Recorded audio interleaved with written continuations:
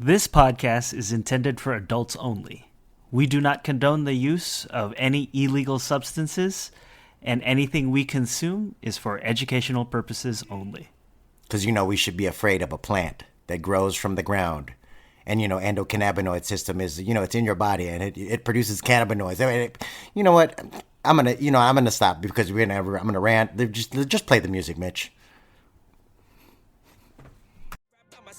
What a time it is to be alive. See, I'm charged up, feeling energized, build an enterprise, move supersize.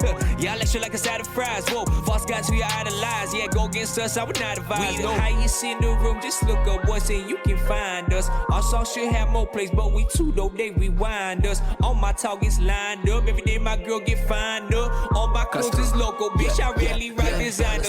Gang, highest in the room, yo, with your fuck. You're listening to the Canna Kuyas podcast, where we are cultivating conversations concerning cannabis, culture, and creativity. I'm one of your hosts, Mitch Narito. And I am Eric Esteban. And today, guys, we have a very special guest. An actor, entrepreneur, comedian, and cannabis consumer. But also anyway. Ladies and gentlemen, welcome to the Canna Kuyas, James Lontayao. Did I pronounce your last name correctly? That sounds beautiful. Okay, I just want to be sure, because because you know how when you say somebody's last name and you like saying it in the middle of it and you're like, oh my God, I'm saying this. But you also, I think you gave it honor. You said it to most Filipino. Yeah. So it's just three Filipinos hanging out today. Weed, talking about weed. Yeah, no, it's true. Honoring our past. Yeah, no, but I just introduced you, but tell us a little bit about yourself, James. Tell us where you came from. You're from San Francisco. Yeah, born and raised. I feel honored to be called like a cannabis enthusiast too.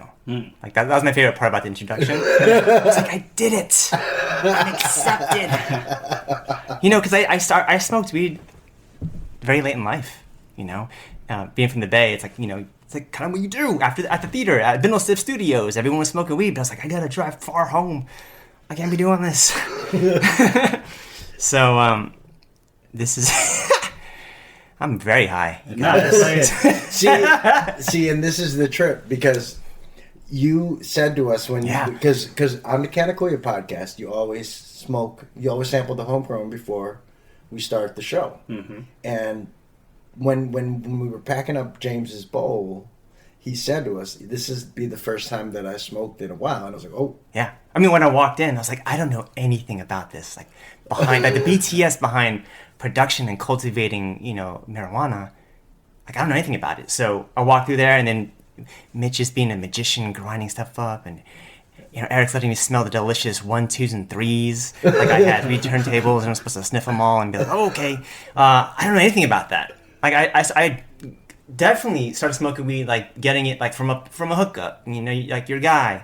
The first time I started going to dispensary, my girlfriend, now wife, like she's like, "Oh, we're not going to anybody. I'm just gonna go to one of these Apple stores for weed." I was like, "That's like a thing," and I went. I was like, "Oh, everyone's safe. The stakes are low. You probably won't get shot or stabbed. You're fine. You can bring a dog in." I mean, who were you buying weed from? I mean, neighborhood guys. Just like, was he very dangerous? No, I mean, I was in Koreatown, and like someone. I think it's like you need every building in Koreatown is like someone smells weed, and it's probably the manager.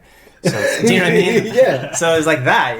It's like, oh. So I mean, but I have been a big cannabis enthusiast for a long time, but I've also been an actor for a long time, and that's where I know you from. Yeah, because we did a short film together. Yeah, we met. That's always fun. Yeah, well, no, that was the best, because I played in the it was called, what was the name of it?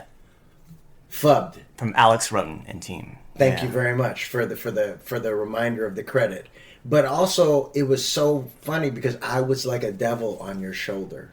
Yeah, you're the voice of reason. I was I don't know if I was the brown voice of reason. Well, I was the brown voice of cannabis, basically. Yes. Smoke that weed, James. And then, smoke it, James. Coincidentally, I also have worked with James. Yeah, under a different name. Film. Yeah. We it was a USC short film, like thesis film back in the day. Yeah, back in the day. You didn't have any facial So you guys hair. have known each other for a minute then, yeah? Yeah. We know a couple of the same people too, I think. Yeah, I think that everyone's circle is like, we all have that Venn diagram for sure. Like, probably even one of us might be related. Yeah. But Your ours Venn get cousin? close. Yeah. So it's probably like Earl. Yeah. You know? So yeah, we both know Earl. You know Earl. Of course I know Earl. And ours would be like Kevin. That's our like, Camilla. And so like we have this world, this super world. That's when they're coming down here. I was like, wow, there's this world I'm connected to. Because besides Bindlestiff, no one else I knew was doing like, I'm not saying like looking to do it professionally, because people were having fun. It's a community. It's a community theater. I was there. I was like, I'm doing the reps, getting my time in, because I came from acting conservatory, and I went there. I did my first Asian American theater company play, and we had rehearsals at Bindlestiff. And I was like, what is this place? And that play was the first and last one from Asian American Community Theater, and it was me and Ali Wong doing a one act. Nice. And like, I just remember that during that time too, she was like, hey, I'm gonna do stand up tonight. You wanna go and check it out? I'm like, I do. And I saw her, I was like, fuck you. You were so good. And that's the last I saw of her. Wow. Until she won everything And now in the awards. She's beefing with everybody. Yeah. That's great. So coming over here, immediately meeting a lot of the community because of connections up there.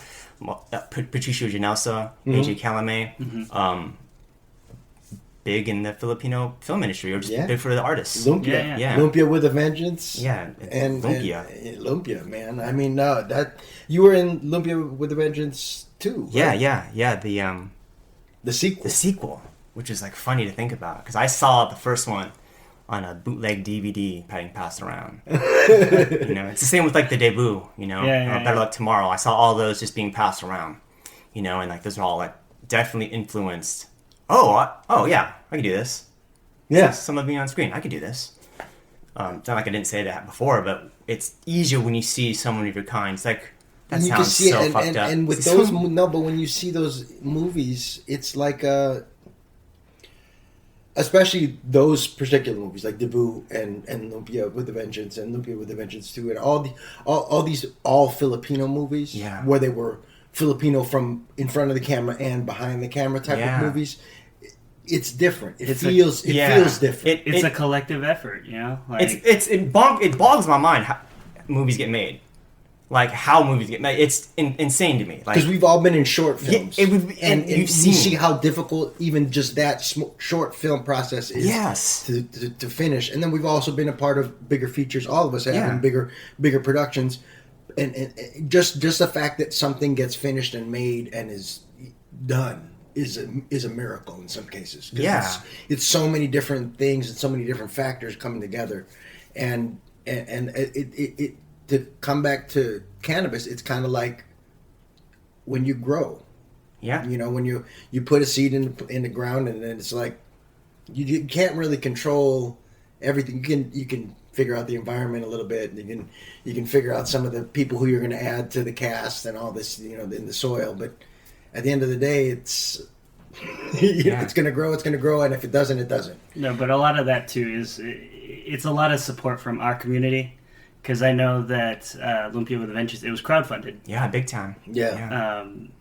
And shout out to the Lumpia with a Vengeance crew. If you guys haven't seen that movie, it's available on demand on Blu-ray and DVD. Yeah. You can even get custom cover artwork for it. How dope is that? They have a comic book line now, which is... They have a comic book line, for goodness sake. I mean, like, the incredible imagination and creativity of this whole group. It's a universe. They call it the deep fried universe. Yeah, there you go, the deep fried DFU. universe. Yes, and it's awesome to be part of that too. Still, I'm so honored, but also, it's a bonkers crazy film.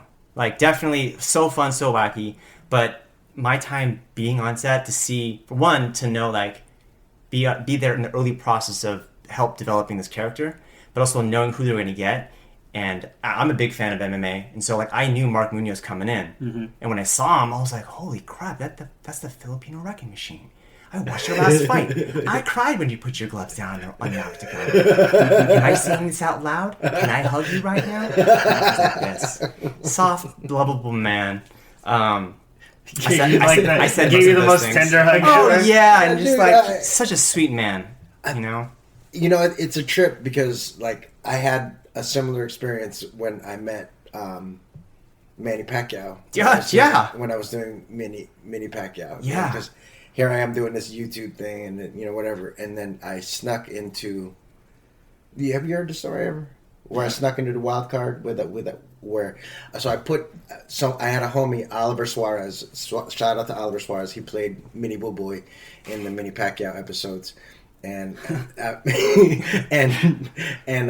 and he was a reporter. He was a boxing reporter, a sports reporter. Yeah. So, and he had a press pass to access the wild card gym, and I was playing Mini Pacquiao, probably like on episode 5 or episode 6, whatever it was, and I put the costume in my backpack, and I made it like I was Oliver's cameraman, and I had my camera with me. I was like, so I'm just shooting for Oliver. I'm just his cameraman today. And he's like, oh, okay, cool. Go ahead, go inside.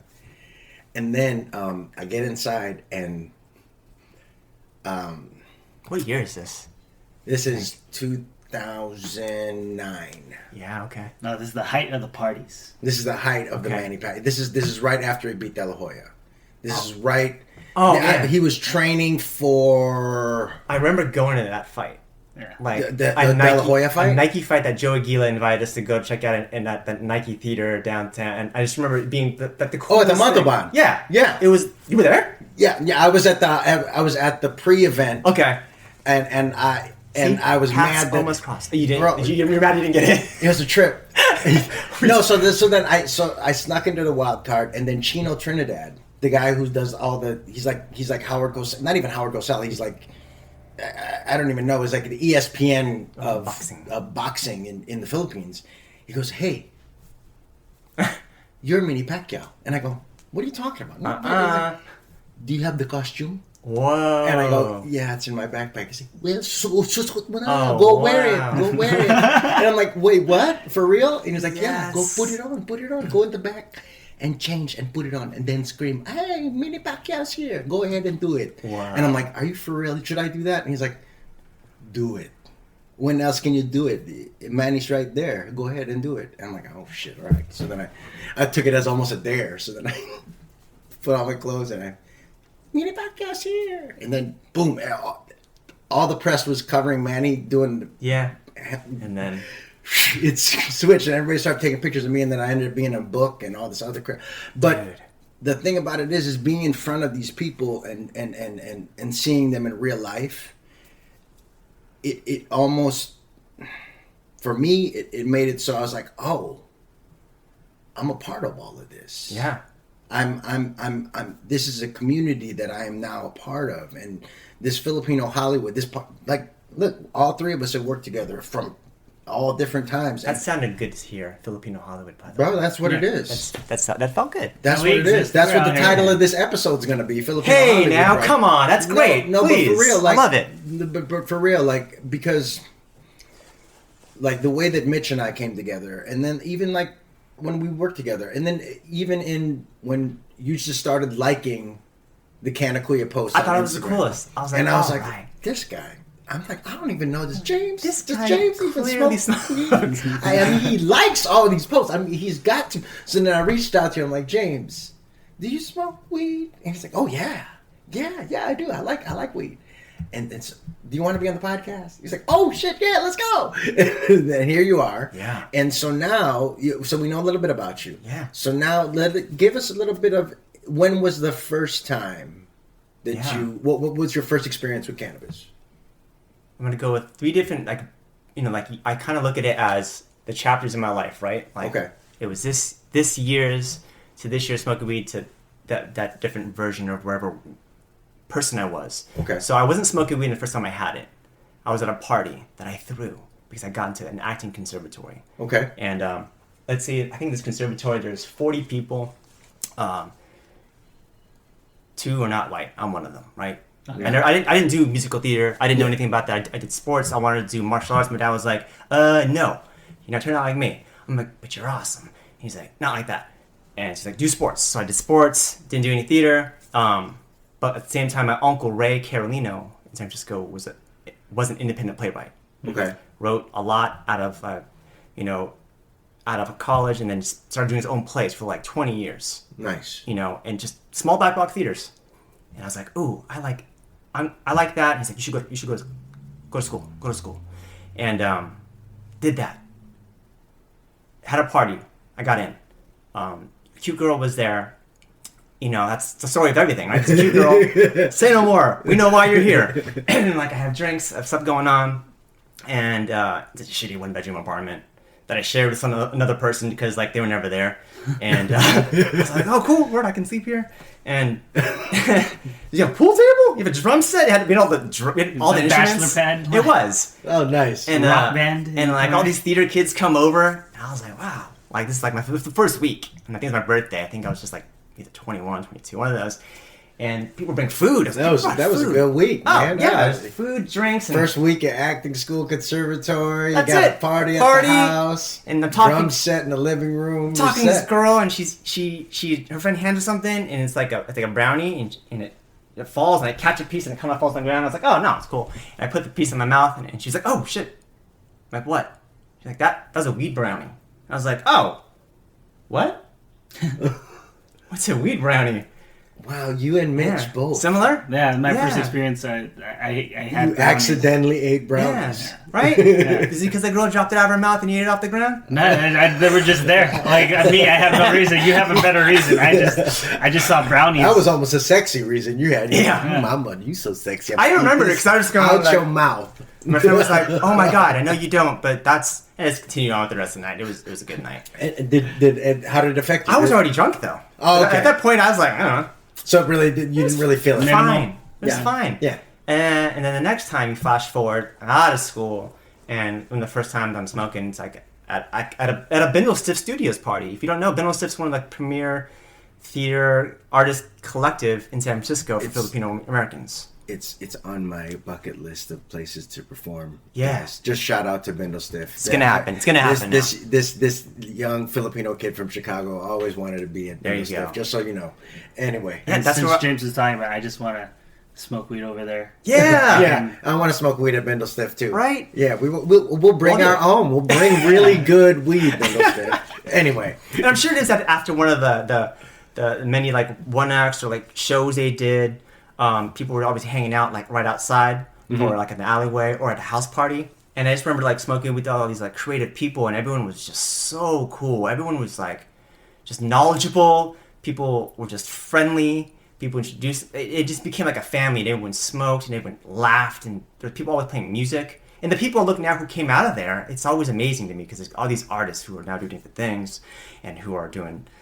Who are still around and people who aren't around. I always think about that when I smoke because that's my first time and that was an amazing time. Yeah.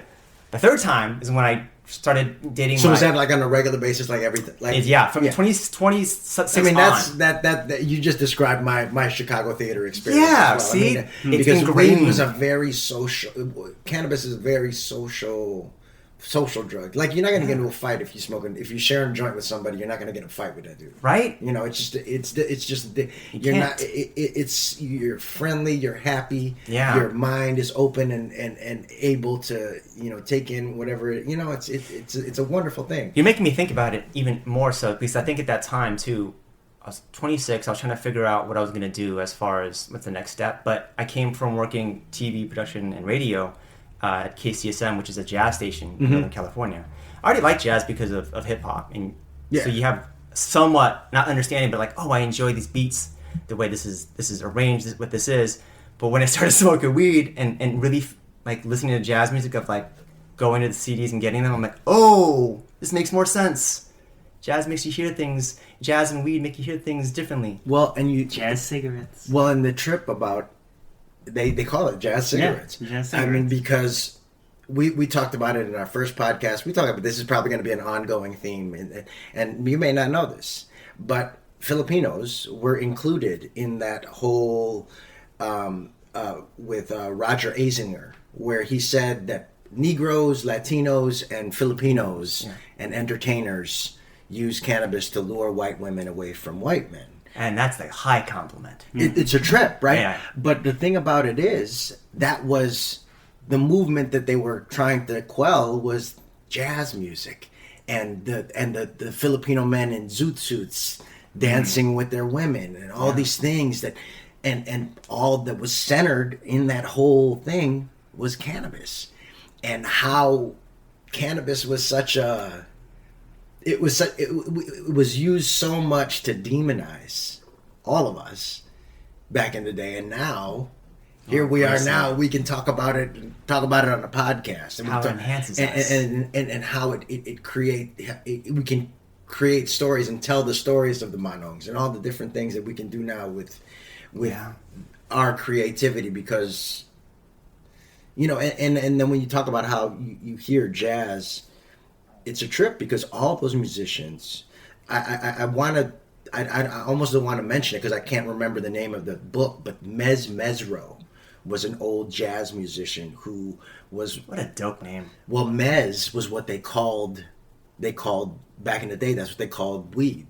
And his name was Mesro because he would get the weed from Jamaica and he would bring it back and smoke and sell it to everybody. I didn't know this nickname of weed, Mez. Yeah, neither did I. Better. Neither did I. Good job, I heard it shouted out to the Dude Rose podcast. So his name was Negro? DJ Short, the breeder who created the blueberry strain. He talked about how he read Mesro's book, and I just don't know the title of it.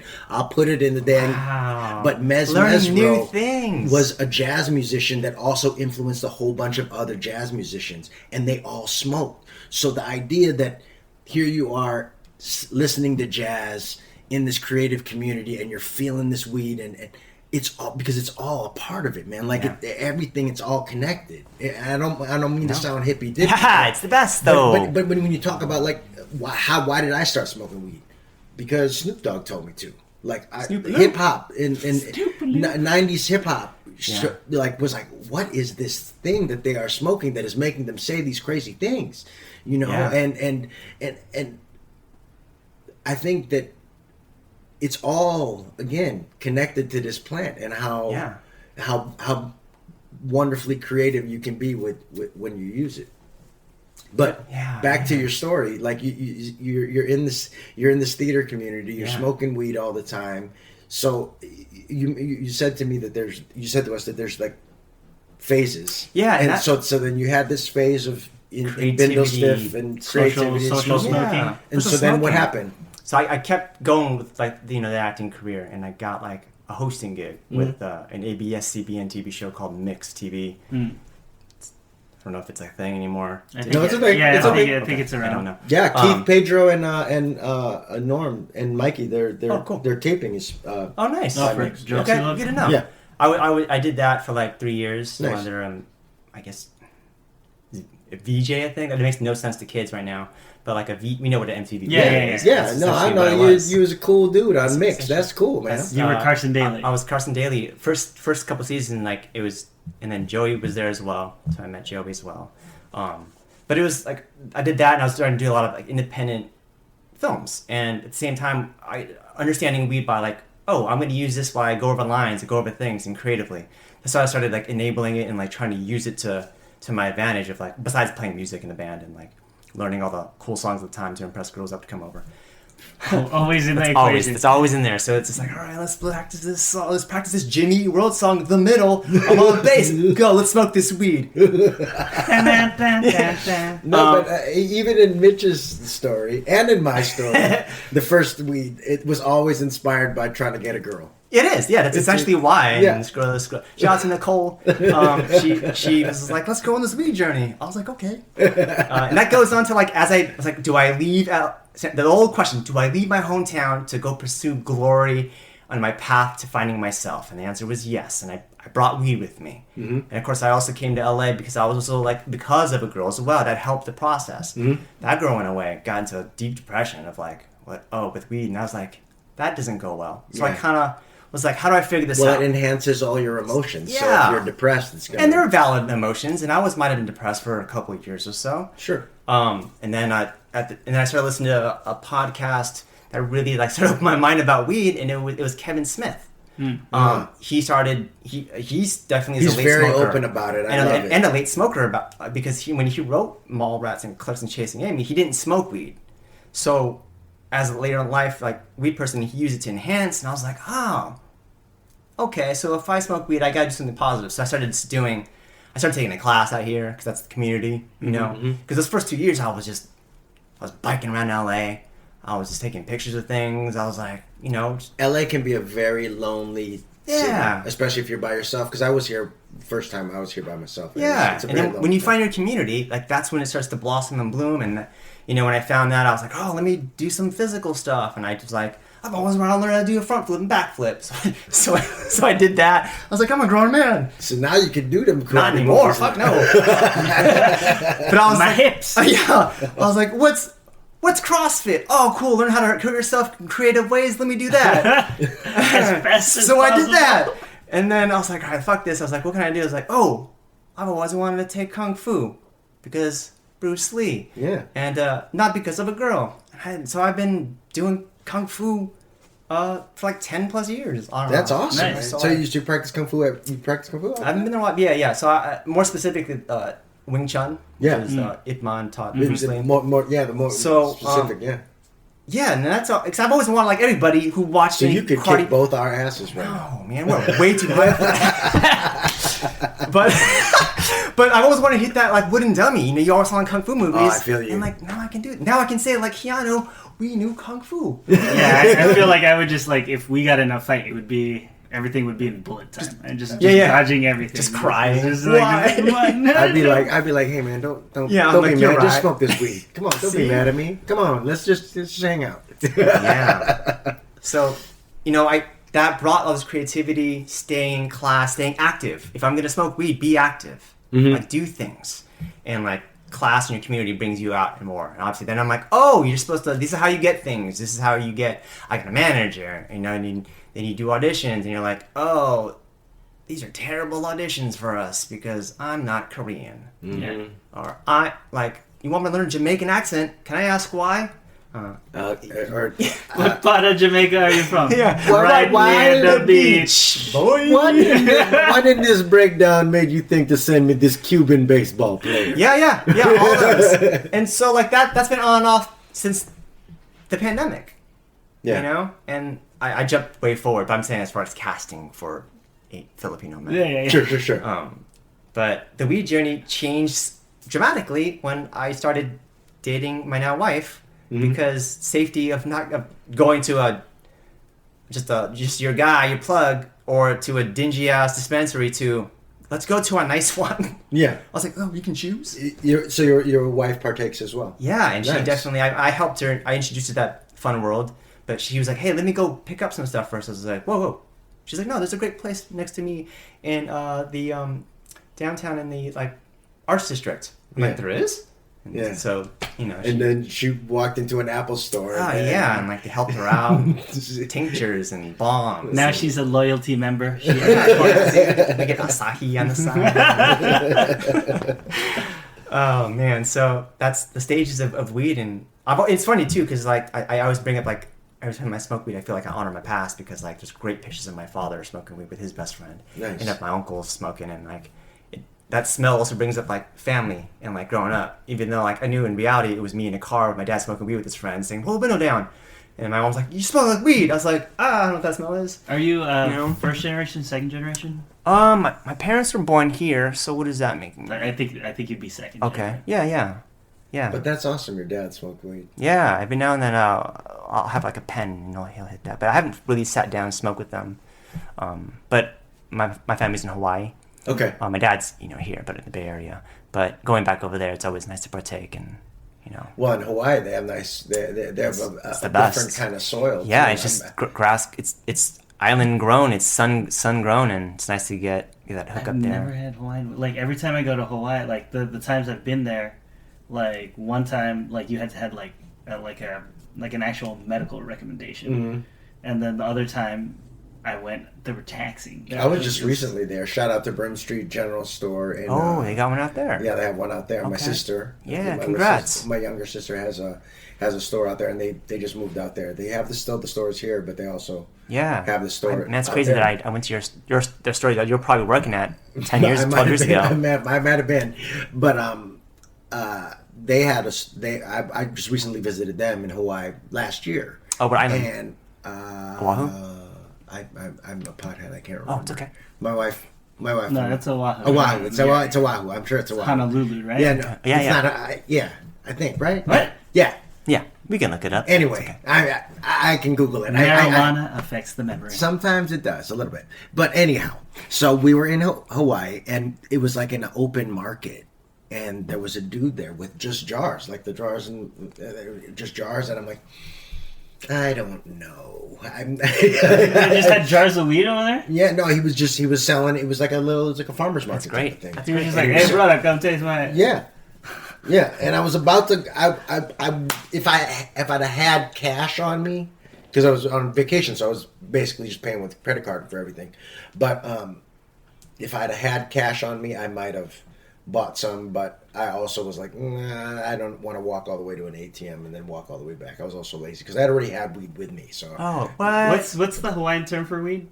Do you guys know? Pakalolo. Pakalolo. Okay, I wanted to say that, but then it froze. He didn't like lead. He's like, hey, bro, come over here. Check out these jars, eh? Yeah. We got some fuck pork lau here. We got gelato. Dude, Oh, man. no, that's why. Like, I was just like, I forgot what the name is, but I don't want to say the wrong thing and then just sound like super insensitive. You know, just make you it said up. some racist shit or something. On like you said a racist word. You didn't say anything. Would you call? No, yeah. Hey, what'd you say? The hell did you say, Mitch? We're canceling the Hey, bro, Canna Kuyas. You just can't call say me a that. pakalolo? Yeah. That word's our word, bro. I'm gonna wait for you at the airport, bro. I know where you live, God. Every time, my family's out there, and it's fun to always go out there because it's fun to like pick up these characters. But my Uncle Jay always he has in his house like just vacuum sealed of like two nugs, and I'll wake up, I'm like, whoa. Next to the coffee cup, I'm like, this is for me? He's like, oh yeah. Yeah, and like I'll open up the drawer, I'm like, oh, these are everywhere. Okay. That's awesome. It's great. It's different. It's like anything should be. That's a very different thing than most Filipino households. Yeah, I bet. Just because we talk about that a lot. Yeah, because like with my family, I'm pretty sure my family at some point has figured out like I probably do it, but I have never like outright said it. Like I've never. Like they subscribe to the podcast. How They're just like it wouldn't surprise me if they're just like Mitz, we know it's okay. That'd be fine. But I've never actually outright said anything to my family. It's always been like an unspoken rule because my parents are. Or my dad's not around, but my mom's a lot older, and she's like of that generation where, like they grew up with the Reagans and the whole Dare. Yeah. War against drugs. He took the Dare promise. Wow. Dude, yeah. See something? Yeah. You guys can't see this on the podcast, but I have an actual Dare. Yes, Dude. Dare. I found We'll have to take a picture. Yeah. of that and post it. I'm a big vintage collector of my past because I lost it all, and I found a Dare ruler that I have in my wall. Those are awesome. It's great. Do you guys do Book It? You guys know what Book It is? Book It. It's that it's like Scholastic thingy. Where you read? Yeah, where you read for pizza. Or like trips, right? Yeah. So there was the Book It programs. What else? We had Scholastic No, book but fairs. I will always rock a Dare t-shirt or a Dare sweatshirt. Ironically, I'll rock a Dare t-shirt with a joint in my mouth. That would be great. In fact, maybe that might be my new headshot. You should. That might be my new headshot. Well, I would say the Dare program was successful in the fact that I didn't really do anything other than weed. Like, I have experimented with stuff, but for the most part, like, there are certain things where, from the Dare program, I was like, no. He just made me think of a terrible headshot I just saw like the other day of a guy in just a poncho and a cigarette and for his headshot. Poncho. Yeah. Bro, I need a poncho. Yeah. It was like, how you use a plastic bag. If it's supposed to be like ironically terrible, but it was like terrible. Good and the bad and the ugly ponchos. I want somebody to be like, did you that's see a good Eric one. Esteban's new headshot? No, but at least you're brown. Yeah, that's what I thought. I was like, God, this is terrible. I want it. I'm like, that motherfucker thinks he's Clint Eastwood or some shit. It's crazy. But you'd want it in like a laundromat. You're like, oh, fucking Eric Esteban. Yeah. With a joint in my mouth. He's like the actor. He comes here. He comes here to wash his laundry. I'm come here to wash my poncho.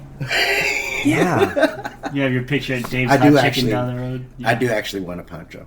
Yeah, I did. I had one of those in the '90s, and I want one back. I want one back. I just collect all the stuff I've lost, and like it I am the slowly same but way. surely angering my wife.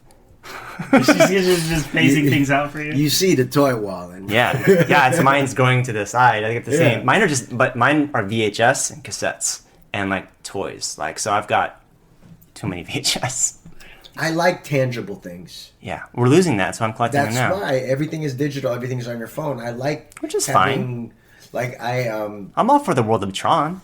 Just I'll be old and get plugged in. Okay, but- here, I have a question then. Okay. If you are baked Mm-hmm. and you want to travel down memory lane, what piece of nostalgia will you bring up or watch? Like when you're stoned? what emotions do I want to induce? No, but just in Just in general. general? In Yeah, general. yeah. Like if you're like, oh, I'm stoned, I wanna go back. What do you? Oh, I'll watch Karate Kid 1 because that's Okay. the reason why I end up liking white girls. Okay. Because Daniel was like, Allie, that's what you look for, James. Elizabeth Shue. You look for Allie. Oh man, Elizabeth Shue. Because, he was like a hero. He was Elizabeth Shue, Great. Shout out to Elizabeth Shue because I thought she was fine in the boys. Yeah. Remember she was She's in the amazing, Boys? yeah. She was gorgeous She's in the still- boys. I mean, She's still great. She's beautiful. Yeah, Elizabeth Shue. yeah, doing it. Oh, awesome. Yeah. I love it. I think about that all the time. I like that So movie Karate before. Kid. Yeah, because Daniel Karate- had that lanky ass. I was skinny as shit, and like I was like, I can do it. I can fight. Listen, every time I refer to my garden, the first thing I say is what? Mr. Miyagi. Because that's what I wanted. I wanted a garden Yeah. in my backyard. That was also like one of the first Filipino people I saw. The best fighter in the whole fucking film. Daryl, the Filipino guy with the chain. Oh, He was like, yeah. that guy was. I was like, that guy actually fights. But was he Filipino? Yeah, Like, he had that officially? Filipino fro. Yeah, I mean, but he could absolutely. have been Filipino, but he could have also been, Cambodian or something. I don't know, Daryl Vidal. That was his character name. I don't know his real But name. the character name doesn't mean. Oh, that's a trip. Yeah, I know though. Like I know that guy. yeah. 'Cause, like, He's Filipino, right? Yeah. He's the Met him most. before? No. So, one of my best friends growing up, his little brother went to college at Cal State Fullerton, Okay. and then his roommate was Vidal. Vidal was the guy who created the crane move. Oh, Like he was a martial artist, and he worked on that movie, and like he's the one that's. So crazy. he was the dude that was fighting in the tournament? No, he invented the move for Daniel's son. He was like, cause So he invented that open up punch move. yeah, in the chest? that whack ass move. But I mean, because they're like, hey, we need something for this, and this guy's like, why don't you try this? And then they're like, let's use it. Well, Wow. it photogenically, Crazy. it looks great. Yeah, like But everything. if you were to try and do something with a fighter and just do some shit like that where you open your chest up, something, I'd punch you directly in your chest. Is what I would do. if Daniel LaRusso, if we were in a karate fight, I would be like, bro, I'm punching you right in your soul. I think we can all agree Not that gonna win that, you the most accurate depiction of karates during that time was Bloodsport. Bloodsport was great. Yeah. And that would be, if you want to talk about nostalgia movies. I love like, Best of the Best. Best too. of the Best is good. Yeah. Only the Strong. Ooh, Banana Way. All of those That's movies. Dacascos, man. yeah? Yeah, that even is, yeah. Warriors in a lot of ways, like that movie Warriors. You know what? You know a movie I really like to watch when I want to walk down memory lane and I get stoned and I watch it is Menace to Society. Oh, Jesus. But that shit That's is dark, man. It's Like, dark. It's a little bit It dark. reminds you of your homies. No, but it was just weird because I love that movie so much. It's such a good movie. Yeah, I should like, hey, rewatch yo, it. let's watch New Jack City. Yeah. And it's I love the soundtrack. No, New Jack City was another one. Yeah. Like I can never look at Chris Rock. I always, no matter what, I'll always see Pookie smoking that crack pipe. Yeah, I yeah. will always. I don't care what he does. He gets slapped. Actually, the last time that I like when he got slapped by Will Smith, I was Yeah. like, oh my God, there's Pookie again. Whoa. I saw Yeah. Chris Rock's gonna cancel our podcast. That's interesting. No, but no, that New Jack City is another one. That's a great movie to watch. Another when not you're happy stoned. movie though, huh? I don't like happy movies. Oh. I don't really What's- like.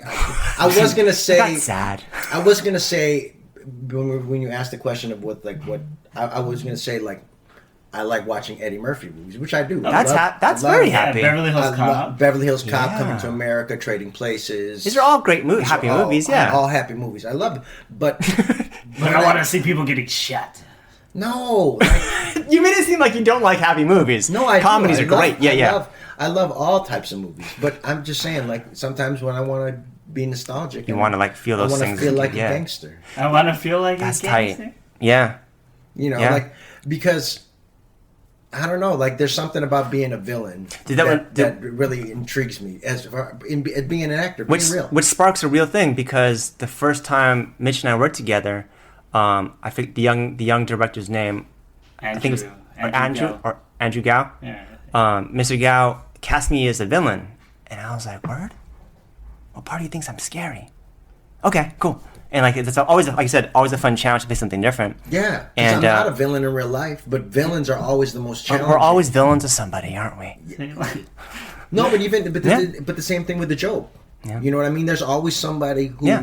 unless you're being, I'm very self-deprecating in my comedy, but normally, you know, when there's two sides to a joke. There's two sides. You know, it's a tragedy and a comedy, right? Yeah, they make each other, and I think that's Yeah. the biggest thing.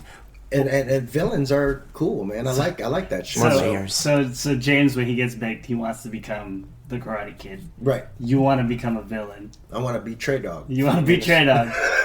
And see, like this whole time, I'm like, I want to shoot a crackhead for a cheeseburger. That's what I want to do. I guess so. What's yours? I guess, like, if we're following this logic, if this is what it is, I wanted to be a Ghostbuster. I don't know. You watch Ghostbusters. You I want love to Ghostbusters. condemn them ghosts to forever What do you hell. think of the new Ghostbusters? I like the new Ghostbusters. I like the female Ghostbusters too. I like the female Ghostbusters. I like the concept of ghostbusting. Yeah, like I love the watched- cartoon. Yeah, I watched the It cartoon. was great. You know what'd be cool? I think is if you became a Filipino Ghostbuster. Oh yeah, Yeah. man. Like if you were a Ghostbuster, You gotta get in on that. You were in on the franchise, and you became like you were like their connect for weed, and then Yep. they recruited you to become a Ghostbuster. I can see things, you know, like you want to know a little piece of trivia? Like Yes. So the first time I ever had sex, Nice. Ghostbusters was playing in the background. What was the scene? No wonder it makes you nostalgic. Because busting makes me feel good. Is that why? Bustin' makes me feel good. He ain't afraid of no ghosts. No, I could tell. Like my college years were really embarrassing. Like in college, This is great. I read What colleges was this? Uh-huh. I'd rather not say. It was in Southern California. Which so the What was first her time name? that you so the first time you were diverginated, you had Virginated? Like- you I like having different words. No, for so shit. like so this girl came over, and this is when I was in college. I was living like I was in college, right? Like I didn't have a bed. I had an inflatable mattress that I used for 3 years. Yeah, dude. Wow, Like I couldn't do that. no, but it was a nice inflatable mattress. It was But a even queen then- size. It was like the double decker. But yeah, anyways, so like yeah, she came over and then we were hanging out, and I was like, "You want to watch Ghostbusters?" And then she was like, "Yeah, sure." So we were watching Ghostbusters, and then like one thing led to another, and then like by the time like the Stay Puft Marshmallow Man was terrorizing the city, we were getting it on. So Wow. So by the time Stay Congratulations. Puft Marshmallow Man, you were gozering her Gozerian. that's part two. That's part two. No, Gozer the Gozerian was part one. Was it? Yes, dude, I know my Ghostbusters. I also know my movie trivia. Gozer the Gozerian was part one, and he said, "Choose the form." And then Ray, they looked at Ray, and Ray was You're like, getting "I'm him sorry, nostalgic I right now." I thought of the most harmless thing I could think of. The Stay Puft Marshmallow Man. Woo! And then it roars. I remember the whole fucking thing. Okay. No, you're Yeah. right. No, see, Yeah. that's why. Like I get. I wanted to, do a little flair and do Gozer the Gozerian for, Yeah. Just for me, just for a little to do that, emphasis, yeah. just a little I like it. extra. But yeah, that's. But yeah, I get nostalgic for many reasons. So now you can enhance it with cannabis. Yeah. That's great. So every time you watch Ghostbusters, you think back to the first time? No, that'd be weird. No, like I anytime- still think it's weird that you had Ghostbusters playing in the background while you were hitting it. I would have put on some Luther Vandross or something like that. dude, this was like pre Netflix and chill. I had a Blockbuster. So you just membership. Ghostbustered and chill. Yeah, that's like. Oh, I love it. No, like it's weird, like because like No, it's not. It's cool. no, because like I could tell you like that's like when I It's was super single, cool. that's what would happen. Like I never planned for it, but like But was that your like go-to move? No, was like you got a chick to your house and you're like, no, like it's Ghostbusters. happened with Family Guy, like nice. like, What season? No, I'm kidding.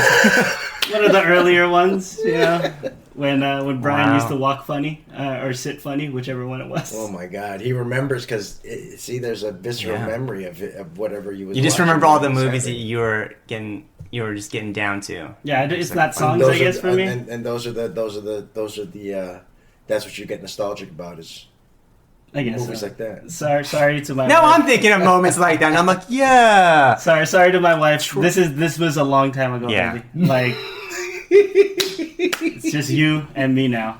Yeah, now I'm thinking of one, and I just feel like an idiot because I was like, it was Troy. That movie with Troy? Brad Pitt. Yeah. Same thing, like we're having drinks, someone comes over, and this girl's like, yeah, you want to watch Troy? I'm like, okay. And she puts to the scene, I don't know, whatever. And She she's saved it up. Like it's like ready to go, and I was like, Brad Pitt's just taking a smoke. Oh, I see what we're doing. I was like, No. wow, you chewed that I up. would have been, I mean, I like Troy. I would have been enthralled. I never saw it. Now, Eric Bana and Yeah. Brad Pitt. That whole that fight scene that is whole amazing. fight scene is really good. I'd have been. It's a dope fight scene. It's like a real one too. I probably would have not taken the hint. I probably would have Yeah. just watched Troy. That fight scene is so dope because they didn't want stunt doubles, so they really rehearsed it, See, and like I it mean, tell- they it put shows. the effort. Yeah, it's you dope. know, as an actor, you'd have to. You wanna want do to that. appreciate. Yeah, you want to watch it. Yeah. So that just shows our different personalities. Like that's Troy. And, Okay, yeah. Stay puffed. Yeah. see, I didn't. I would always set the mood. So I'd never have a movie on when It was just straight Luther all day. maybe and not all Luther. night. It was something. All right, color me bad. Like all I mean, day. yeah, all night. Color me bad. Jodeci I from the wanna top. sex you up. Did it? No, sometimes I played a piano because I had a piano at the. You are This guy, gifted, this sir. guy. You No, not only dude, it play was- piano. my Like, what would game you play? What my did you game play? My game. I wrote something. Like, if you're gonna play something out for us, what would you play? Just now for I can't even. Oh, Tender Really? Love. Really? Tender Love. That's one of those gifts I wish that as Filipinos that we were given. That I don't have the singing ability. Like I can carry a tune, but like some of these Filipinos, No, some of them. give me some of that power. I used to be able to sing really well. And I dance? wasn't- Do you dance? Yeah. No, I can't dance for shit. Really? For some reason, like Yeah, you guys can. You just enable that DNA and it'll come out. It's like a no, power. it doesn't work like that. I'm not like. I mean, I wasn't built like that. Like I can move and I can rhythmically move but I I'm like, used- because you dress like you can dance. I'm like, you're dressed like you True. get that. This is true. I've seen her outfits. Bro, Stop, I come on, don't dress- tell me that. I dress like a really like an affluent toddler. Come on, let's be real. Let's be real. What I dress like. But it's the dopest toddler you've ever seen. Yeah, I'm the dopest toddler you've ever seen. I What? do. I dress like an athlete's kid. Are That's those what I dress Jordan like. size 3s? Oh, that's so Oh, funny. those are some heats. Those are the infrareds. You know, I dress like an Damn. affluent toddler. That's why you think I look young. I'm 50 You years are. old, guys. But like, you're so wise and you're full of like energy. Do you know what I mean? Like, It's because I smoke weed every day. yeah. That's that music drop right there. And now, you know, I mean, let's wind it down. Yeah, you know, we're winding because down. we've really gotten to know you, but we also gotten to know your journey with cannabis and how you Yeah. use it creatively, and you know how it's really created community in your life. Yeah, but how it's created community with us, man. I mean, we reconnected, and now, I mean, bro, this is really cool. I've had a really good time hanging with you today. It feels like I'm hanging out with old friends that I haven't seen in a while. Yeah, and that's what which this is the does. case Yeah. because I mean that's what it is with actors too. Because when you get to work with actors on the set and you're performing whatever else, there's always just a bond Yeah. that ends up happening, and that I think happened with the three of us. But it stayed for the years, and now you come and you smoke at my house, and now to kind of wind down. What'd you think of the homegrown? Amazing. It's one of my best experiences I've had with cannabis, and now it marks a new chapter as far as like what I've gotten to experience, to sharing with like other people. Okay. So this like stands out as far as I mentioned earlier off the podcast that I went for the first time out to Mammoth and was able to sample some of the Native American dispensaries, and they were so like inviting and humble, and be like, hey, enjoy this, and take a walk. They were like, I was like, hey, take a walk with this joint, and then to come here and to like experience your love and your passion for the growing, but also having people come over that are part of the community. And you showed me like the tents, and like it's like watching like Wonka. Just showing you like this is how it's made. I'm like, I don't want to see how it's made, but like I do. And you show me the beautiful tree you have outside, and I took a picture, and I can't wait to like show people and tell people that I saw this, and I wave at your plant, say hi, because they're living things that are giving me good things. Bro, so I need to return it back, like, true. And I love it so much, and I'm like, oh God, I'm gonna use your energy you gave me in a good way, I promise. And so like that's what it feels like. That's you given me a new like perspective, appreciation, and also a new love for this. So I love thank it, you. man. Yeah. Yo, I can't even. How could we end it better than that, man? So, everybody, you've been listening to the Canna Kuyas podcast. If you like what you're listening to, head over to our page, give a like, subscribe, write us a review. Reviews always help us get the word out. It helps us pop up at the top of the algorithm so people can get access to us easier. So, Yo, and James, tell them where they can find you, and where they can reach out if they want to talk to you. Yeah. You know what? All I really care about is supporting Lumpia with a Vengeance. Check that out, Lumpia, on Instagram. You can find me at I'm James You're Not, and you can follow my dog, Wesley the Wiener Dog, as well. James, thank you so much for coming and hanging out with us. So to all the Canna Kuyas and the marijuana ates out there, stay lifted, stay elevated. Peace, y'all.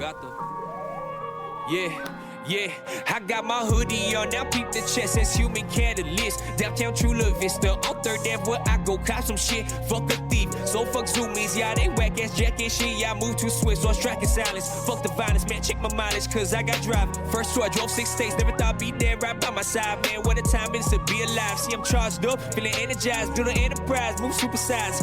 Yeah, I lecture like a side of fries. Whoa, false guys who you idolize. Yeah, go against us, I would not advise. We the highest in the room, just look up once and you can find us. Our song should have more plays, but we too dope, they rewind us. All my targets lined up, every day my girl get fined up. All my clothes is local, bitch, I really rock designer. Gang, highest in the room, yo, we get fucked up. Ay, you can count on Trey, can't bring the loud pack. Ay, get us in the stew and that's game over. Western Metal Building, that's a home run. Yeah, get the up or leave the fuck a Folgers. Little bitch, I made the beat and dropped the full verse. I just hit a steelo, I got dripped up. Package born and raised, bitch, I got dripped up. Y no se compara. Yo estoy con mi pana, se llama Trega, fumando ganja. Estamos con Cali, fumando en Cali, yo sé que traen ganas. Ella me dice, papi, que terminamos la cama. Highest in the room, yeah, we get fucked up. Ay, you can count on Trey, can't bring the loud pack. Ay, get us in the stew and that's game over.